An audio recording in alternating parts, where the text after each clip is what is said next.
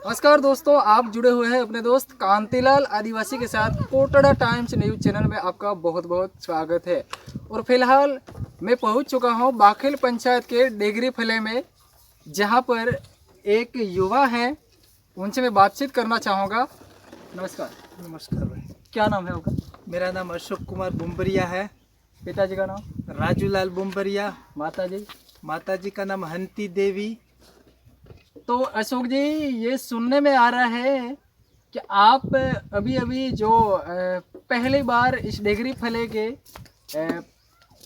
सरकारी अध्यापक बने हैं, ऐसा भी सुनने में आ रहा है। तो आप इससे पहले कहाँ काम करते थे? हाँ, मैं अभी सरकारी टीचर बना हूँ 3rd ग्रेड। और मैं इससे पहले समताले फाउंडेशन में काम करता था। समताले फाउंडेशन में मैंने 2 साल तक फेलोशिप की। और इससे पहले भी मैंने साहिल फंड में भी काम किया था 1 साल लगभग। तो समतालय में काम करके आपको संतुष्टि नहीं थी? तो समताले में काम करते हुए मुझे संतुष्टि तो थी, लेकिन मुझे बच्चों के साथ काम करने में मज़ा आता था समताले में। और बच्चों के साथ कैसे काम करते हैं वो मुझे अच्छे से सीखने को मिला समताले में। तो फिर मेरी और जिज्ञासा हुई कि मैं और बच्चों के साथ काम करूं, 2 साल नहीं पूरी ज़िंदगी बच्चों के साथ ही काम करूं। तो इस तरह से मुझे जिज्ञासा हुई, तो मैंने 3rd ग्रेड टीचर के लिए वो अप्लाई किया। हाँ, तो ये आप जो सरकारी अध्यापक में ज्वाइनिंग कौन से साल में किया था? तो सरकारी अध्यापक में मैंने इसी साल किया है, जून में। हाँ, 2022 जून में किया है मैंने। और ये मेरा सरकारी अध्यापक में मैंने फार्म भरा था रीट का। तो उसमें मैं ST TSP के कोटे से मेरा सिलेक्शन हुआ था। और मेरा मेरिट नंबर था 2620।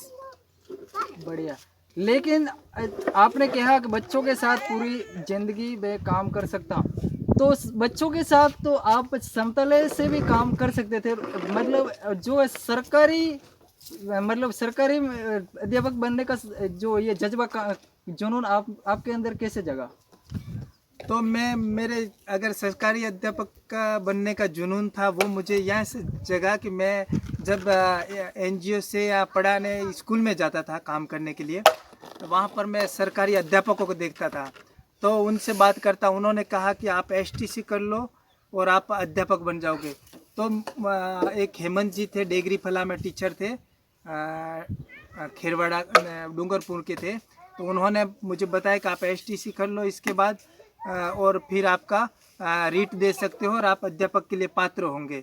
तो मैंने STC का वो एग्ज़ाम दिया और उसमें मैं सिलेक्शन हो गया। मेरा 359 नंबर आए। तो मैं फिर STC 2 साल तक मैंने चित्तौड़गढ़ से STC की रेगुलर।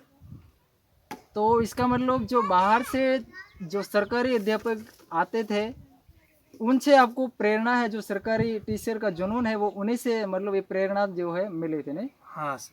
तो लेकिन आपकी शादी वादी हो गई? हाँ, तो मेरी शादी उससे पहले ही हो गई थी। मेरे बच्चे भी थे उस समय, जो STC कर रहा था उस समय भी मेरे 2 बच्चे थे। और अभी भी मेरे 2 बच्चे हैं, जो एक तो 7th कक्षा में पढ़ता है बच्चा, तो अरविंद नाम है। और एक बच्ची है जो बिंदु नाम है, 6ठी में पढ़ती है। बड़े बड़े बच्चे हैं मेरे। हाँ, तो आपने अभी जो सरकारी अध्यापक में ज्वाइन भी करी है, लेकिन उससे पहले आपका परिवार भी हो गया था और आप समतल में भी काम कर रहे थे। फील्ड में जाना, परिवार को संभालना, इतना सब एडजस्ट कैसे कर लेते थे, पढ़ाई वगैरह करना? तो कांतिलाल जी, मैं आपको बताऊं तो मैंने 10वीं के बाद पढ़ाई छोड़ दी थी, क्योंकि अपने यहाँ 10वीं के बाद फेल हो जाते हैं, कुछ न कुछ होता है तो छोड़ देते हैं बच्चे। तो मेरे भी ऐसे हुआ था। मैं हाजिरी कम होने की वजह से मैं एग्ज़ाम में नहीं बैठा था। तो मैं अब्रोड पढ़ता था तो आ गया था, फिर वो फेल ही हो गया था। तो फिर मैं आने के बाद मैं ऐसे घूमता रहा। फिर मेरी शादी करवा दी, कम उम्र में ही शादी हो गई। फिर बच्चे भी हो गए, घर पे भी काम करवाते थे। तो घर पे खेती बाड़ी का काम करवाते थे, बहुत महंगा पड़ता था, मैं काम नहीं कर पाता था। तो बहुत मतलब थक जाता था मैंने सोचा कि मैं थक जाता हूँ, मैं ये काम नहीं कर सकता, मुझे तो वापस पढ़ना है। तो वो जिज्ञासा हुई। मैंने मजदूरी भी अपने यहाँ से लड़के जाते हैं सिमेरपुर मजदूरी जाते हैं, तो मैं सिमेरपुर भी गया। वहाँ मैंने ट्रैक्टर टोलियाँ भरते थे पत्थरों से, वो भी मैंने भरी। तो शाम को फिर नींद नहीं आती थी, पूरा शरीर दुखता था। तो मैंने विचार किया वहाँ पर सोते सोते कि पूरी ज़िंदगी में इतना भारी बोझा ढो के कैसे जीऊँगा, मुझे पूरी ज़िंदगी नहीं गुजार पाऊँगा मैं।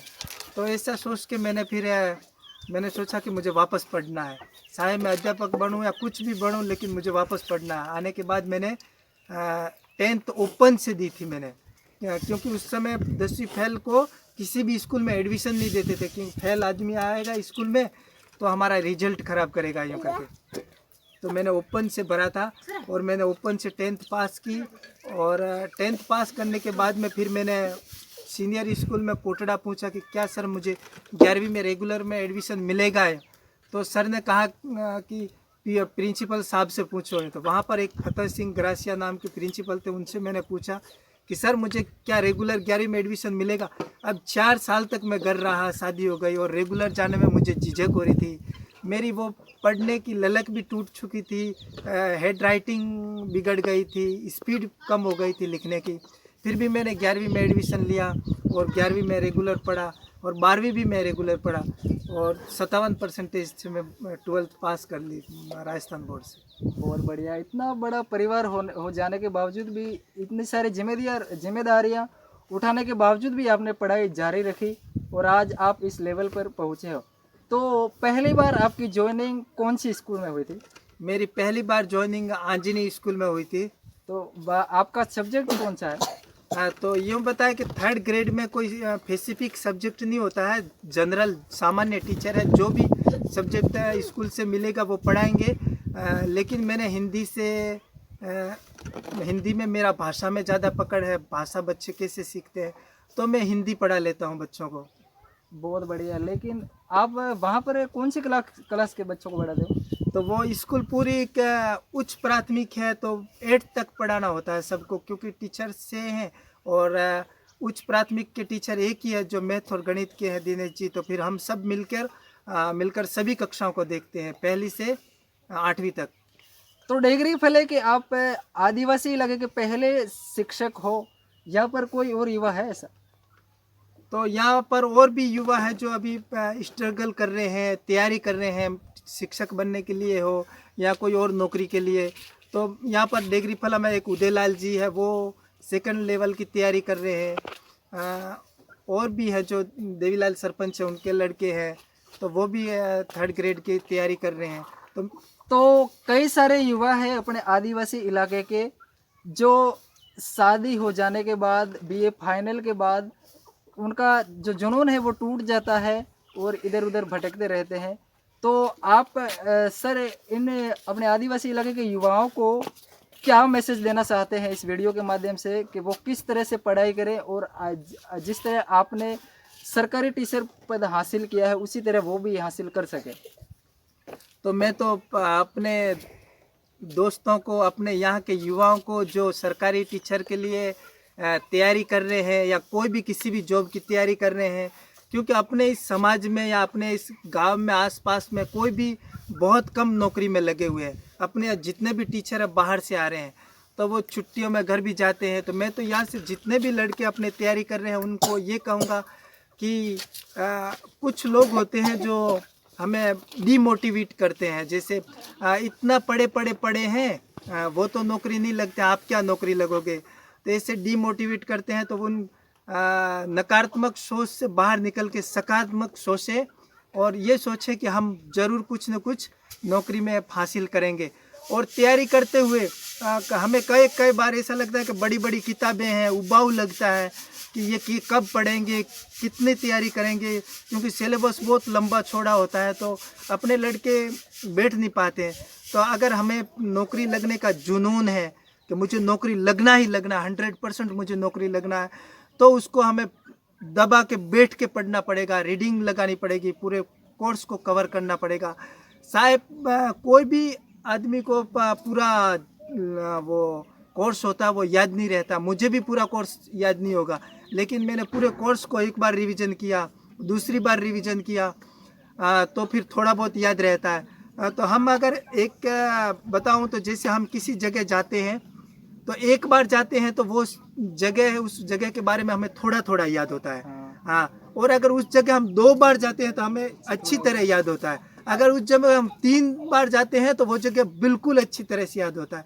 तो उसी तरह मेरे दोस्त जो तैयारी कर रहे हैं उनको कहूँगा कि हम उसी तरह से हम 3 बार अगर हम उस सब्जेक्ट को रिवीजन करेंगे, रिवाइज करेंगे, रीडिंग मारेंगे तो हमें ज़रूर याद रहेगा और हम कंपटीशन फाइट कर सकते हैं, निकल सकते हैं और किसी भी सरकारी जॉब में लग सकते हैं।